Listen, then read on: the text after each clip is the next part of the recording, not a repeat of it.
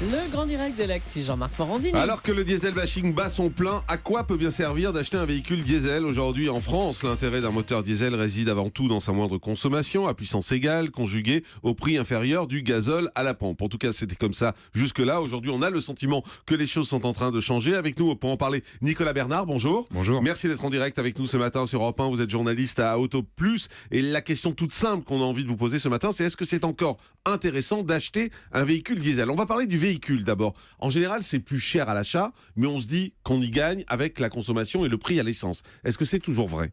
C'est toujours le cas puisque un diesel, par nature, consomme moins qu'un moteur essence. Donc, du moment où on roule beaucoup, c'est-à-dire un peu plus que la moyenne c'est 12 000 km par an. Donc, si vous roulez un peu plus que ça, si vous faites 15 000, 20 000, notamment dans les départements avec un peu moins urbanisés, finalement, acheter un diesel, c'est toujours extrêmement rentable. Si on fait plus de 12 000 km par an, acheter un diesel, c'est rentable. C'est presque mathématique. D'accord. Mais aujourd'hui, on parle beaucoup du prix du diesel qui est en train d'augmenter, le prix à la pompe. Donc ça, à un moment donné, peut-être que le prix de l'essence et du diesel vont arriver à égalité. Alors nous, on a fait une projection en imaginant que les cours augmentent un petit peu et puis surtout que donc il y ait un rééquilibrage fiscal Ouais, c'est ça. entre les deux carburants. On s'imagine qu'en 2020, les deux carburants seraient au même prix. Mmh. Vous ferez encore près de 450 € d'économie en carburant à l'année, c'est-à-dire 100 € de moins qu'à l'heure actuelle. À l'heure actuelle, on économise 550 € En roulant combien? en roulant aux alentours de 15 000 km. D'accord. Donc je parle encore des gros rouleurs. En roulant 15 000 km, aujourd'hui, on économise Aujourd'hui, on économise 550 €. 550 €. Demain, Et- avec le ouais. même prix des deux carburants à la pompe, ça sera aux alentours de 440 €. Donc finalement, ça sera encore très rentable. Il suffira encore de rouler, 2-3 ans pour rentrer dans ses frais. Faut pas oublier qu'un diesel, c'est un investissement, c'est vrai, et qu'il suffit finalement de rouler pour économiser. Et il faut garder sa voiture longtemps aujourd'hui si on achète un diesel pour que ce soit rentable? Alors, un petit peu quand même. Faut imaginer qu'à l'heure actuelle, faut garder sa voiture 3-4 ans. C'est évident que si vous êtes citadin et que vous gardez vos voitures 2 ans, que vous changez tous les 2 ans, ça ne sert à rien d'acheter un diesel. Mais ça, c'était déjà le cas avant ce diesel bashing. Si on est citadin et qu'on ne fait que de la ville, le diesel, ça sert pas à grand-chose. Ah non, mais c'est même, C'est une bêtise.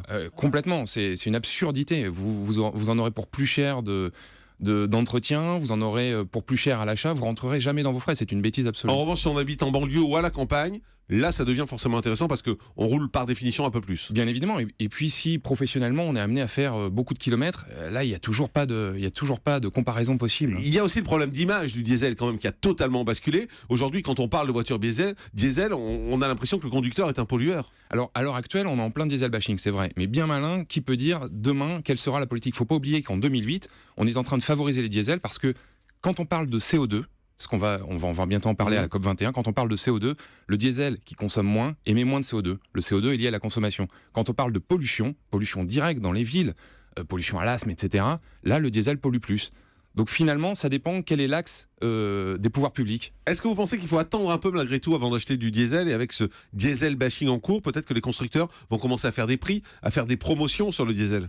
Le problème, C'est c'est prévu ou pas, vous savez? Le problème, c'est que tous les constructeurs ont aussi des essences dans leur gamme. Donc, si vous arrivez en concession en disant, voilà, moi, le diesel, j'hésite un peu, etc., on va vous proposer un moteur essence. Ah oui, d'accord. Mais vous pensez pas qu'ils vont faire de la promo justement pour réhabiliter un peu le diesel qui souffre d'une mauvaise image là?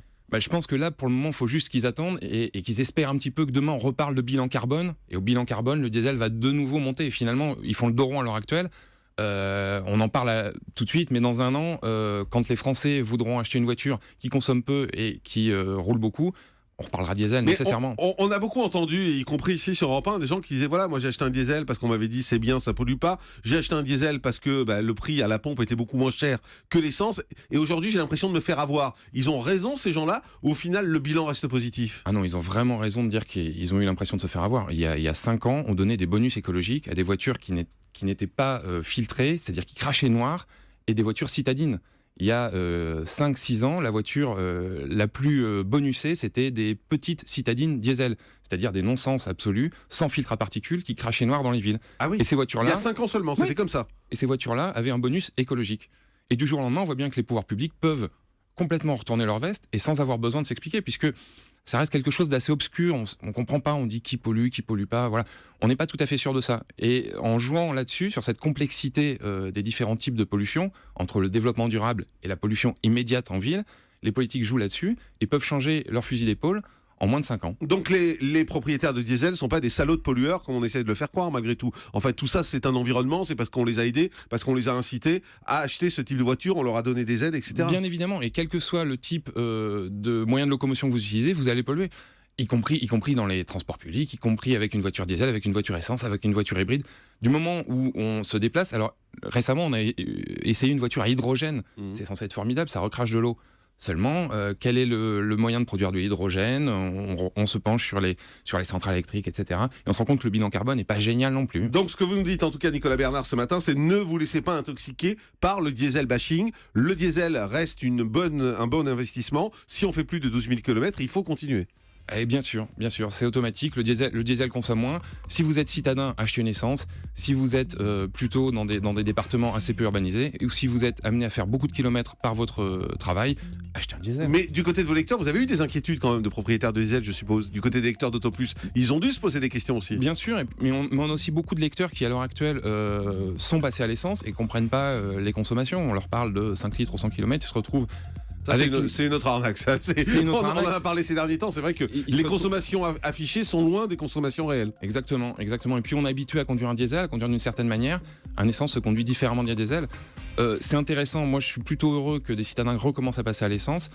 Faut pas non plus faire n'importe quoi. Comme il y a 5 ans, on faisait n'importe quoi. Tout le monde achetait un diesel. Faut pas demain que tout le monde achète un. Donc on a compris. Les citadins, vous pouvez rester à l'essence et c'est quand même le plus pratique.